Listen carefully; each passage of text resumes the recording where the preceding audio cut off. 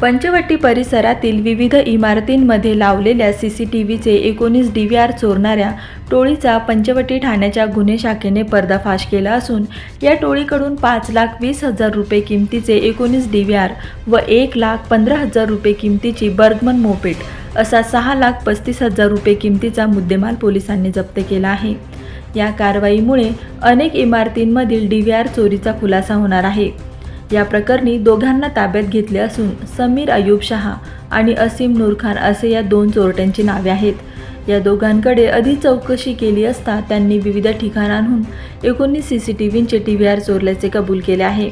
आरोपींना पंचवटी पोलिसांच्या ताब्यात देण्यात आले आहे।